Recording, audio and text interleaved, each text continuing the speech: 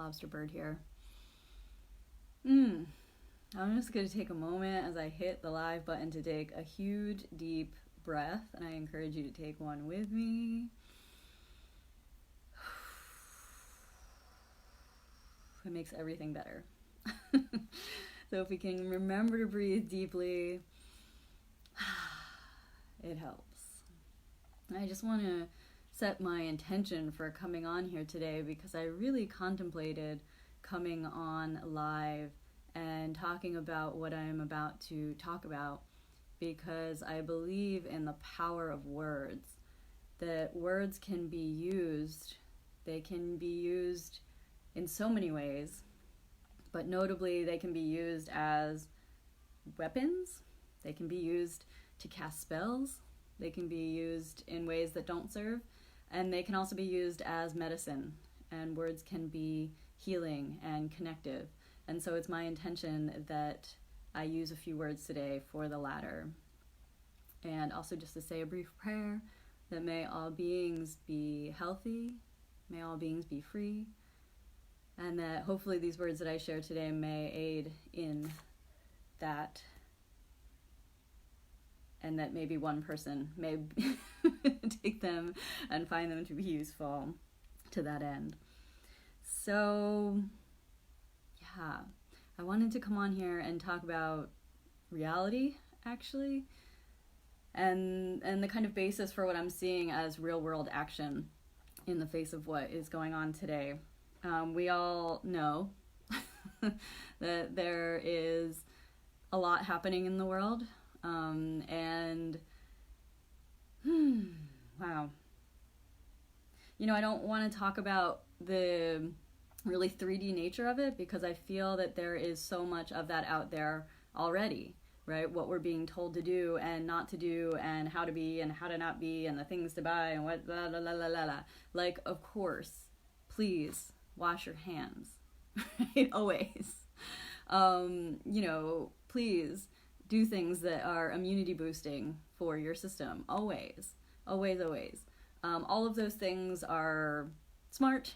There's other smart things in the 3D world, and there's lots of people out there that are talking about them, and I encourage you to do them. But I also wanted to just open up some space, too, for the world that exists beneath the 3D world, which is very much real and operating simultaneously. And I think in the face of, oh gosh, I hesitate, right, to even call this like crisis, or, you know, I don't want to use any of those dramatic and alarming words because really it's a state change. Right? We encounter these kinds of things all the time, and all the time there's what's underlying all of this. So that's what I wanted to talk about briefly. And, you know, I feel like in some ways in my life, I have been preparing for this for years. Social distancing, for example. I have been practicing that for years. And lots of other things, lots of other techniques.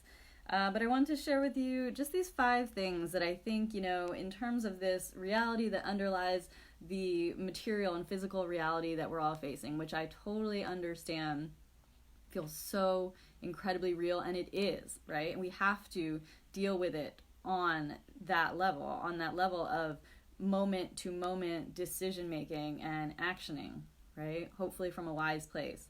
These 5 things I think are really critical in terms of making those actions from a wise place, and doing the things that are really going to help the situation. So here we go. So the first thing is extra care, extra compassion. We know this. A lot of people have been practicing this, and, you know, for me, it's all about perception, right? And what's happening right now can either be seen as this crisis or this tragedy or whatever those alarming words are, or it can be seen as an opportunity. It can be seen as a moment in which to step up, right? And to put into practice, into actual like humaning practice the things that we've been learning and studying and experiencing, right? So a lot of people have been meditating, right, and doing all of the and learning all these different things. Like, it's time to put them into action. But ironically, hashtag paradox alert, what's being called right now is the earth is asking for us to really take a break, right, and to step back. Actually, like, can't necessarily take that airplane and fly, right? You can't necessarily go do that thing. We just need a collective reset, right?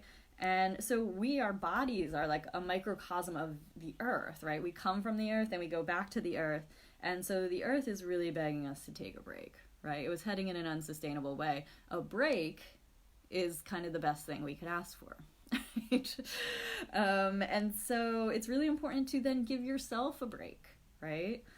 To really take this time for what it is, right? And that also means giving others a break, right? Extending so much more care and compassion to others, because what's happening is that there's so much stuff that's being dredged up, right? There's a lot of fear and there's a lot of anxiety, and it's rising to the surface, and it seems like it's caused by the coronavirus, right? But actually, I think it's been revealing a dis-ease that has been there under the surface, which is now becoming clear. And the virus itself is a physical symbol, right, of this dis-ease that has been under the surface. So there's a lot of fear, there's a lot of anxiety that has been there before this happened, right? And this is a catalyzing incident to, go into more fear. And so that's actually great that it's coming up. And I think the key here in number 1 with extra care and compassion is really to face it, right? We're in a moment where we have to face the fears. We have to face the grief that comes along with loss, right? And the deep insecurity and the deep heartbreak, right? That it's really being called for, because there's this like collective loss of our home, right? There's this collective loss of those that we love, potentially, right? There's a lot of loss. And there's a lot of loss that we experience in every moment of every day. And for a long time, it seems we've been trying to numb it out, ignore it, not really deal with it. And so that care really comes, in if there's nothing that you can do, there's never nothing you can do, right? Because the most important thing you can do is be present with whatever's coming up for you and whatever you are feeling or experiencing, and this is for each and every person, is to really, really deeply be with that. And through that, the emotions, all of it, they were able to process them and reintegrate them. And that's how we actually clear them from the collective psyche. So this is the first one. And to know that other people are going through this process, so if they're bugging out, right, it's a challenge to us to stay in our hearts, right, to remain calm, to see where we're being triggered, right, and process our own stuff, right? So this is where compassion comes in, and it's not like self-care, it's not like, martyrdom, it's not like that, let's get out of that polarity, it's care, right? It's care which extends to ourselves and all beings, and it's compassion which understands how we are all in this boat together and we're all feeling this, and there are things we can do. So that leads me to number 2, which is purification. Because, right, we say we want a better world, we say we want world peace, we say we want healing, we say we want abundance for all beings, we say we want all these things, but in order to achieve that, we have to let go of what has come before that is not serving us anymore. That is a purification. And purification almost always feels hard. Because again, letting go, loss, grief, like this is what we experience when we go through purification. And physical purification, which often is accompanied by a sickness or pain in the physical body because it's a release, right? And so just knowing, right, that it's a purification, maybe we can breathe with it, right? And allow for it to happen, allow for us to watch and change. But what's really important in purification is each one of us has to do our part in it. So to me, that means really getting at the root, because there's all these different levels, right? There's the physical aspect, there's the mental, there's the emotional, and then there's the spiritual. And to me, the spiritual really means the energetic, right? And we know by now, thank you quantum physics, but also, esoteric spirituality has been saying this for thousands of years, that we're all made of energy, right? And so really, really, really, really, a lot of the solutions we're trying to come up with are coming at the very physical reality of things. But what happens if we come at them at the energetic reality of things, which also exists equally? It's just harder to access because we haven't been trained as much in the art of accessing it as we have in the 3D world accessing of things, right? So I'm full on people, we got to get on board with energy clearing. And if you're not doing it already, it needs to be a thing that's happening, but it can't, people can't do it for other people. One cannot heal another person. Everyone's responsible for their own healing. They're responsible for their own life. They're responsible for the way that they show up in this 3D world. And so when you get on board with a process like clearing your own energy, right, your entire world shifts around you. And so what if a lot of us were let's clear our own, right, individual energy, with the intention that it have a physical effect on what is happening in the rest of the world. I think that that's so powerful. And so what I'm doing in order to engage with that idea and make it real is I'm going to do a specific energy clearing in my sacred Facebook group. So if you're not in there already, after I stop this, I'll put the link in so you can join. Yay, Helen and personal responsibility. I love that you're excited about that.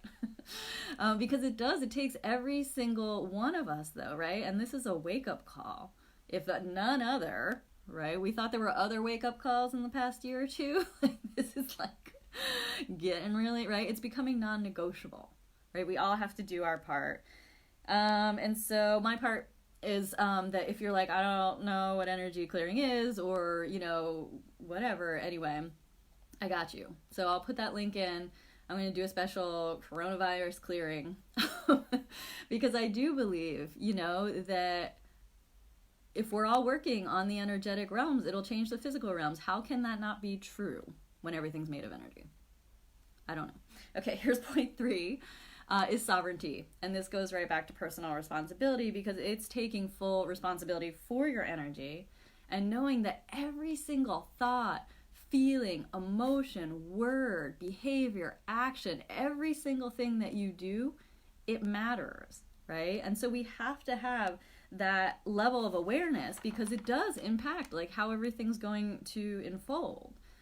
And so I'm just going to say this real quick. But the media right now, whether it's spread by news or social media, whatever it is, the current powers that be, I think, are actually freaking out and projecting this whole fear thing, because there are so many people on this planet that are waking up right now, and that is a dangerous thing to the powers that be, because they're not the powers that be. The powers that be are you.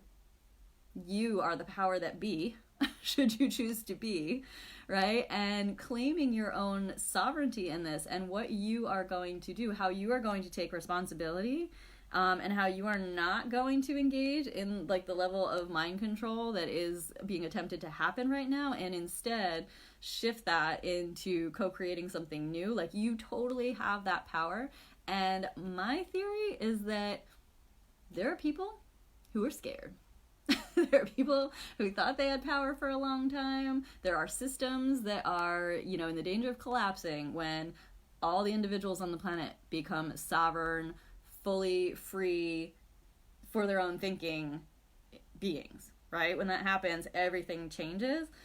And I do believe that that is what is being asked of us right now. So there's that. And so you have to remember too, in your own sovereign path, that everything that you take in, everything that you read, everything that you see, just everything that you hear, like all of it, you have to have the wisest of discernment about. The year of the emperor, Lindsay, tell us more. Because so much of what's being put out there does not actually represent the real reality, right? It's based on the 3D reality and only that, and it's playing into everyone continuing to play into that, right? And so your sovereignty gives you the free will choice to decide whether you're going to play into that or not, right? And like I said, these are moment decisions that we're being called to make about every single thing, and I think that that is amazing, right? We are like, have like the challenge baton has been passed to each and every one of us, right? To say, what are you going to do in this moment, and what are you going to do in this moment, and can you be fully aware in this moment, and this moment, and this moment, because actually, like, your life depends on it, because actually it does, right? And it's always been that way, and it will only continue to get that way because things are moving faster and faster, and we're becoming more and more connected. So point 4 is new solutions, innovation, my friends. Like, that's the other thing, right? So there's this tremendous loss that's happening. But you know what happens when we lose something is we got to get real creative. Right? This is like the quintessential, it's the moment for artists is coming out, right? That's the whole thing. When you have nothing, you make something, right? And we're being asked to innovate. So with so many businesses shutting down, my heart goes out to all my friends in the city, all my artistic friends and theater friends, and anyone who had a job, you know, like that they relied on for a paycheck. Like, I know all that stuff, right? It was the reality of that reality. And the other reality is that I believe you're being asked to do something different, right? So I've been working remotely now for years, you know, and many, many years ago I got my MFA in performance and interactive media arts, right, which is this thing where we could like use technology and we could use all these different means to really connect and like create new ways of being together. And I think like this is what we're being asked to do right now, right? So instead of seeing this as something, you know, that's like taking you down, how can you really use this as an opportunity to get creative, right? To see what you were doing before and if that's still what you want to be doing, or if what you're doing needed some kind of creative inspiration to change it a little bit. Let's get creative. And I see this happening. And so, Lindsay says in the tarot, I don't know how you say it. You become your own ruler in an authentic, responsible, expansive way. I love that. Can we all be that? This is point number 5, which I'm getting to in a second. But I think in order to be that, there's 2 things. So one, actually I'll just go to this one thing, right? Is that we need to also remember to stop consuming and to be creating. And then I thought about that and I was like, maybe it's like less consuming, more creative and creating. And then I thought here, some of you will understand this. And if you don't, like, just hear it. There's a still point in between these 2 polarities. And if we can reach that still point of being, then we just allow these energies to move through us and something is created through us. Right? But the reason why consumption needs to be addressed here is that we need to turn off the stuff. Right, off the noise.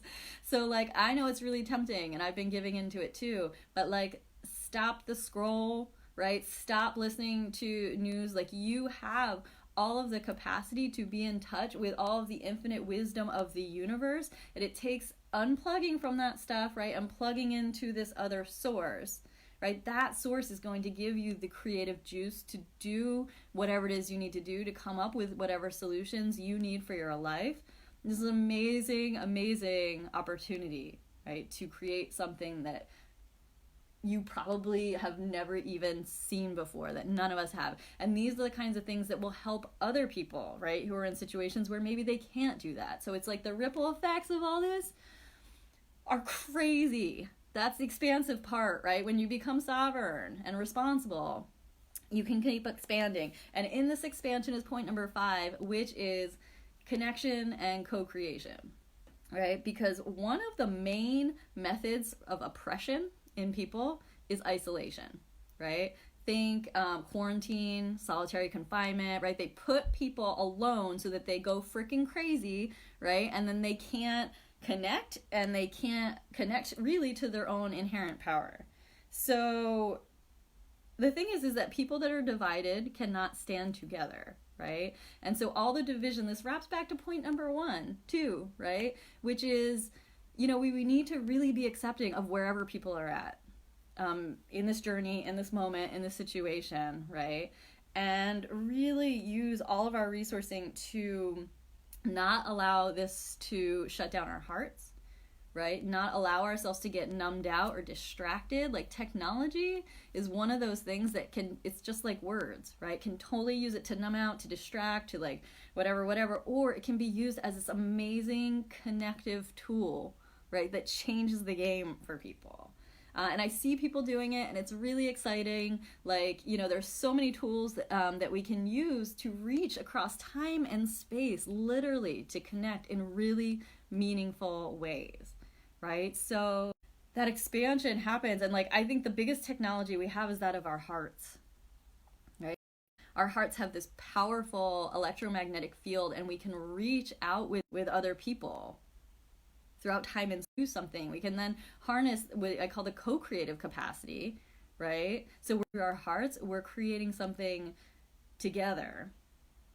And the power in that is unbelievable. And I think as of yet, trapped in the way that we have the potential to use it.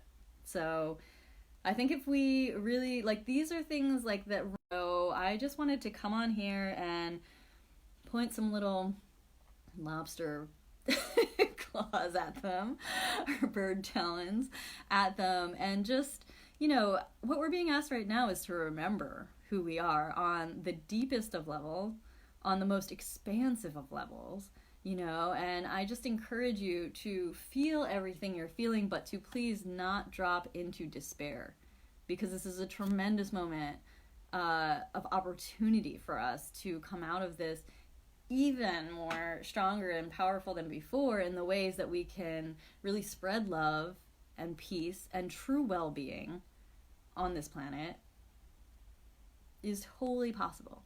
But it starts really by coming at these from these energetic places and levels of consciousness that we are able to really access now. So, yeah. I think a lot of us have been preparing for this, and it's time that we really step up and do what we came here on this planet to do. And as I said earlier, I am offering a free energy clearing of the coronavirus later this week, and it's going to be in my sacred Facebook group. So if you're not in there, I'll put the link in right now, and come and join us, because you have the power to clear this. We all have the power to clear this, and together we are ever more powerful and an ever more healthy organism than we've ever been before. So, yay! Thank you for being with me. I love you. I really do, and I love you. I hope you can feel my love. I'm using this to do that very thing, and I'm hugging you. And I'm not just doing a virtual hug, I'm not just saying it, I'm actually hugging you. So feel it. Feel it. All right. I will see y'all very, very soon. I love you. Thank you for being you.